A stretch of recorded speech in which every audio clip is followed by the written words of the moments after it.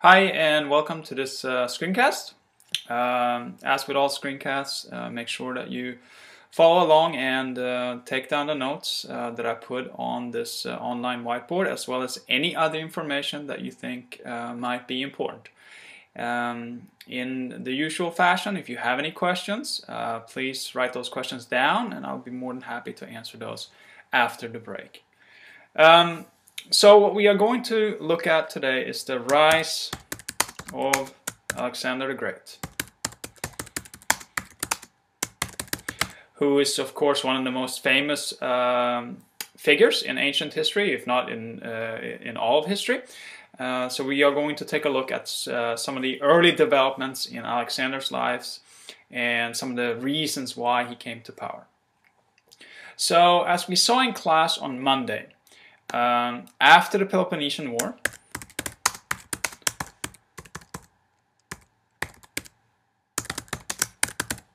the Greek states were very weak. They had spent such a long time fighting one another, Sparta and Athens, so that nobody could really control the Greek territories after the Peloponnesian War. So what this did is that it opened up some opportunities for other people in the region to come in and attack the Greeks. And as we'll see here, the people that are going to take advantage of this are the people of Macedonia. And you can see the area of Macedonia right here. So we'll go back to the whiteboard here and we're going to put that on the whiteboard. So the people of Macedonia. In Macedonia, we have this man called Philip II, who became king in 359 BCE. So he became king in 359 BCE. And if we take a little closer look here at Philip, he was a great leader. He knew how to motivate people. He knew how to attract supporters to himself and to his cause. And he was generally just a very, very strong leader. In addition, he was a very good military general.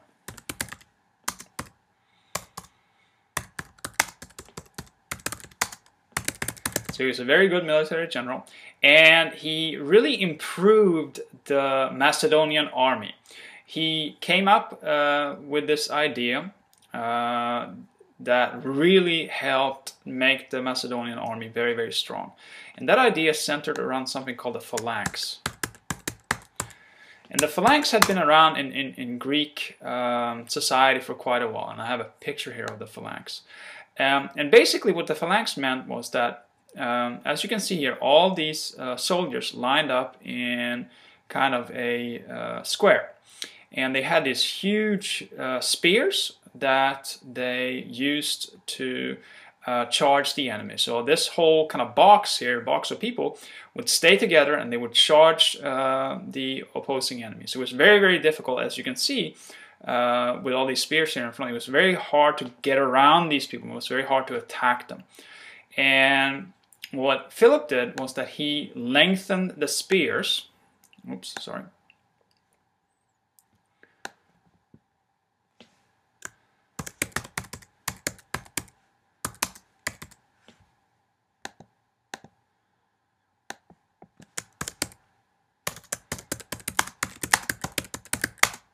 So he made the spears longer. Sorry about the typos there. So before, these spears had been shorter, which that made it fairly efficient, but Philip made them even stronger and lighter, which meant that they were more easily maneuverable, and they turned out to be a very, very powerful and very efficient means of fighting. So in this phalanx, Philip II made his spears longer, and this made his army a very, very powerful army.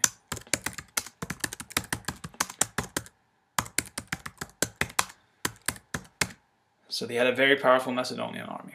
I have a picture here of Philip. This is a bust of his face. And Philip here is going to start to really take charge of this territory and really start to attack the other Greek city-states, the other Greek poli. So in 358, just a year after he came to power,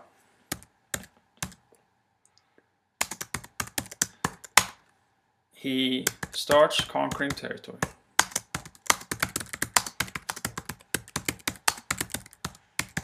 So he starts to conquer territory. And as you can see, when he came to power, his territory in Macedonia was this red part right here. After a few years, after about 20 years, he had control over all these other colored areas on this map. So this area right here, this area right here. This is Greece, of course, all of the Greek territories. He had control over these territories as well. So as you can see, he went from having this small area right here to controlling all of this right here. So again, he's a very, very skilled military commander here. So the last major battle here is in 338 BCE, and that's called Battle of Caronia. And after this battle, Philip controls all of Greece. So Greece is now no longer independent. It's controlled by the Macedonians, and it's controlled by Philip.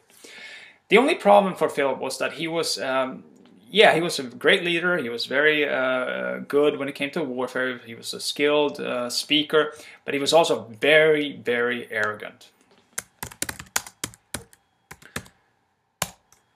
So he was very arrogant, as I'm sure you can understand. That made a lot of enemies. A lot of people did not like him. And the other the other problem that he has was that he was I guess what you would call a womanizer.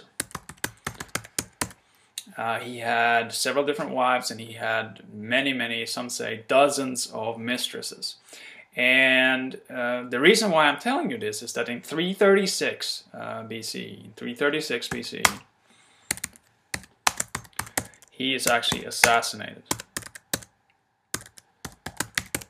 And we don't really know who assassinated him. We think that it was the husband of one of his mistresses. So this husband got jealous that Philip was having an affair with his wife, and he ended up assassinating Philip. At least that's what we think. So what happens here is that in 336 BCE,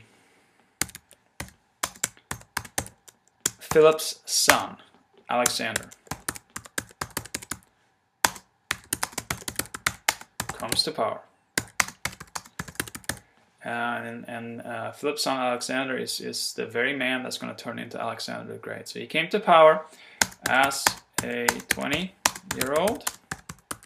So he was relatively young, but he was a very, very brilliant man. Alexander is a kind of a difficult man to understand.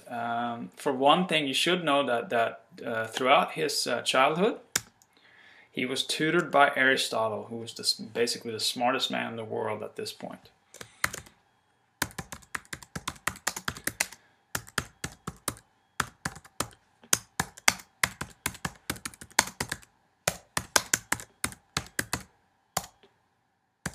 So he was tutored by Aristotle, so he had a very deep appreciation for philosophy and poetry and literature, and he liked to think deep thoughts, and he was very kind of scholarly in that sense.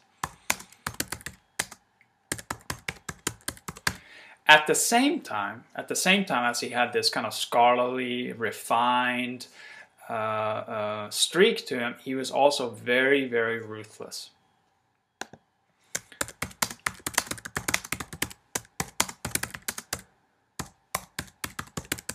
So to me, it's almost like Alexander had a dual personality. One side of his personality was really kind of calm, and he had a lot of respect for poets and scholars and philosophers.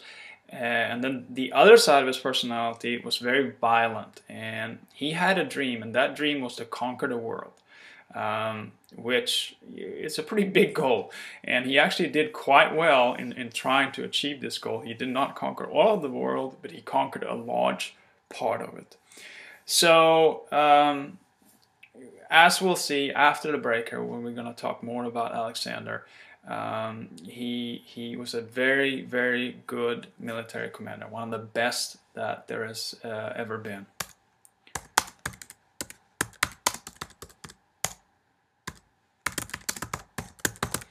He was absolutely brilliant when it came to military strategies. The other thing that made him so special was that he was very courageous.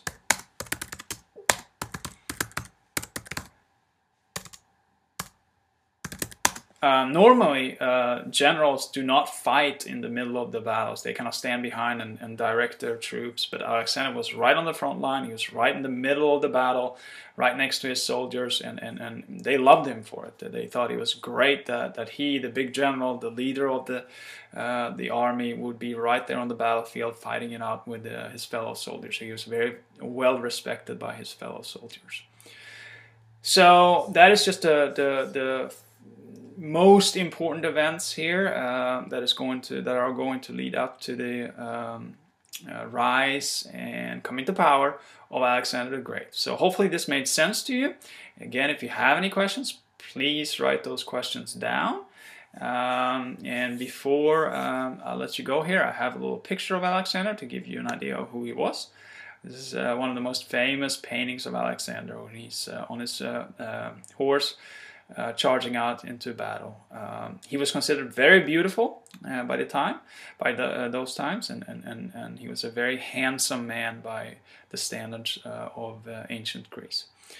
So I hope that you have a great rest of your Tuesday. And lastly, I want to wish you all a very, very happy Thanksgiving. I hope that you have a very relaxing, fun, and enjoyable break. And I will see you back next week.